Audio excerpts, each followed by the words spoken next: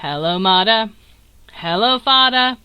Write to you from Camp I gotta. They won't let me out of cabin till I tell you all the fun that I am having. There's this thing they call on bunk time. They should call it counselor prank time. We put whipped cream in her backpack. She can't figure why mosquitoes attack. Don't you worry about the sailing.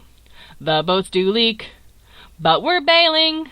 Lifeguards say the lake is not high. We're not drowning, but we're surely not dry. About the horses, I fell off one, but I fell right on my bottom. Gave a bounce and then I landed far away from where my horse was standing. About the food, it's rarely moving.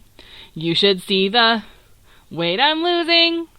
Kitchen duties, my favorite chore. If you can't throw water, chores are a bore. About this letter that I'm writing, they might tell you I was fighting. Friendship's hard when you're all tired, but we fixed it at last night's campfire. Please don't let them send me back home. I'll be good like my best friend Joan. She tells all the best ghost stories and knows how to make the counselors worry. There's no way to make you see what this camp has meant to me. The only way I'll ever learn to light a fire is to watch one burn. So I'm sending this here letter just to tell you camp is better. I'm not homesick anymore. After all, this home will be a bore. And who knows when we'll be all together again, singing all together again, we're here. The question for today's campfire was, what does camp mean to you? In 25 words or less. Brianna. Immersion in nature and magic, where honest and energetic identities reign. Lessons in self-confidence and perseverance. Laughter, by a lake, tent, or trail. Anne. Camp means my true self was tried, discovered, and evolved. Camp means empowerment. Crystal. An isolated community where lifelong friendships are forged in the highest highs and lowest lows of youth. Extremely peaceful or totally insane. Family. Carrie. Camp means acceptance, a place where you go to feel totally accepted for who you are, free of judgment and pressures to be something you're not. Jen. Camp is a place where you can discover your inner magic, experiencing empowerment, creating lifelong friendships, discovering possibilities, nurturing curiosity, and seeing beauty in everything, especially mud puddles. Marcy. I learned who I was and really began to understand Christ's relationship with me. Not just my parents' faith, but my own faith. It was and is a place of joy and laughter and friendship and loving being outdoors and acceptance of who each person is. Sarah. Growth and character discovery in a safe and accepting community. Lifelong friends who love, challenge, and care for you. Amy. I never went. I worked during the summer. It wasn't camp, but if those fields and houses could talk. Karen. Camp is a place where I've learned new skills and made lifetime friends, both in a place where I've always felt comforted by the forest. Kathy. Camp is a wonderland. Wonder is a gift that is taken for granted. Important moments that make forever memories. Finding strength, kindness, compassion, and the preciousness of all life. Laura. Camp is about exploring the yet. Being with a community of friends as you try new things.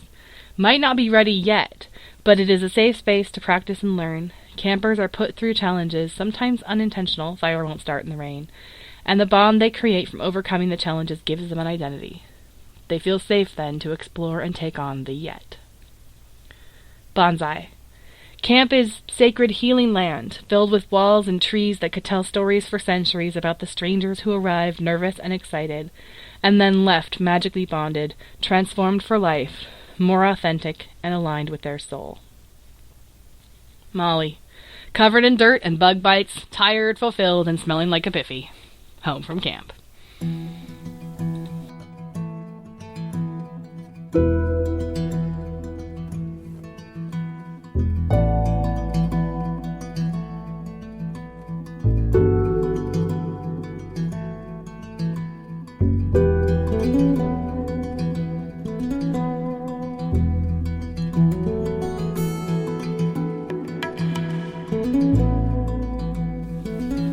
not-so-ghostly ghost story by Kris Baker Dersch.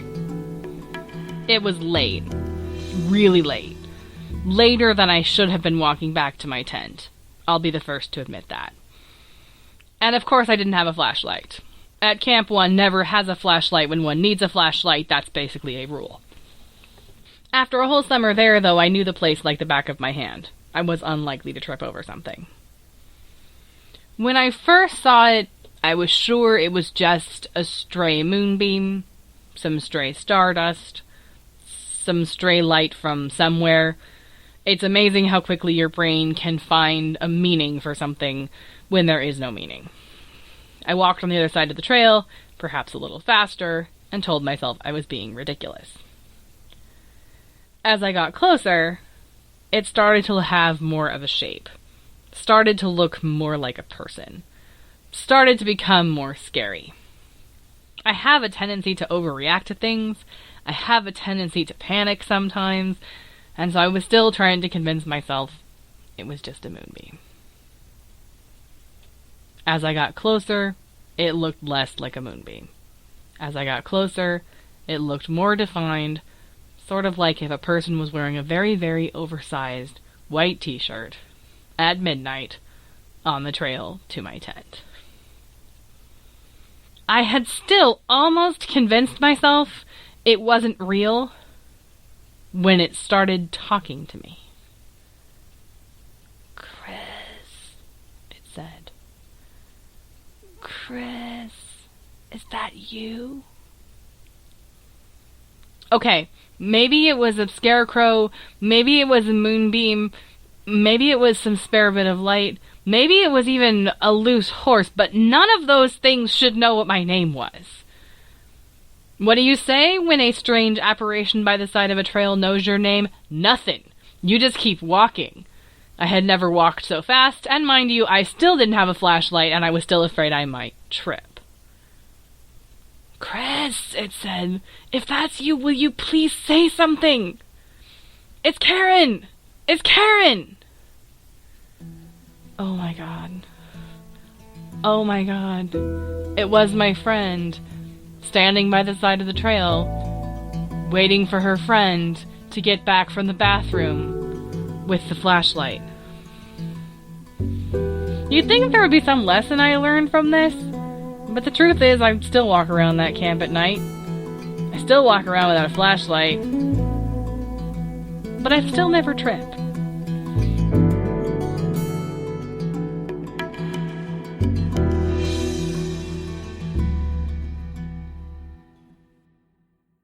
What Summer Camp Means to Me by Mrs. J.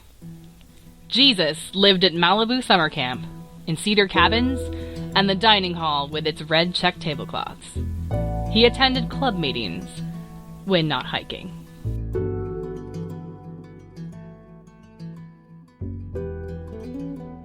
Hi there, everybody. Kris Baker Dersch here, producer and editor of No Extra Words, the Flash Fiction podcast. I wanted to check in with you at the end of the show because I really didn't want to pull you away mid-campfire. This show represented a departure from our usual format in a lot of ways, and I want to give you a little bit of backstory. I decided to put together a summer camp episode several weeks ago and put a call out for people to send their What Summer Camp Means to Me in 25 words or less, and was sort of thinking about how to build the show.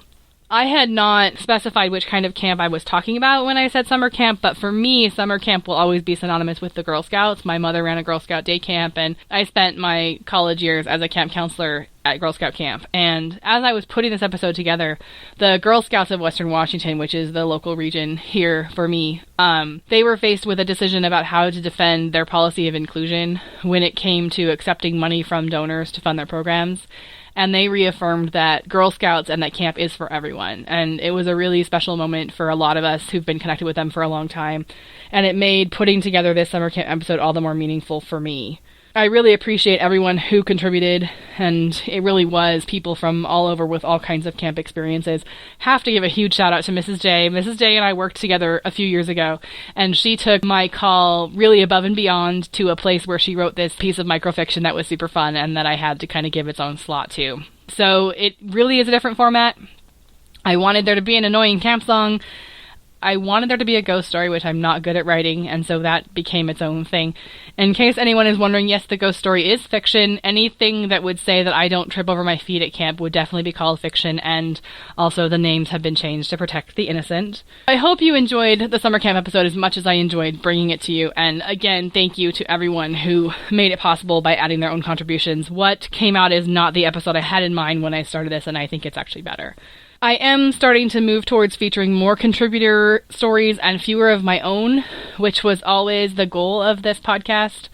And so I'm happy to announce that in our next episode, there will not be a story by me. We're going to do the Microfiction Triumvirate, which is 3 stories, and it is going to be the same length as a usual show. It's just they're very, very short stories.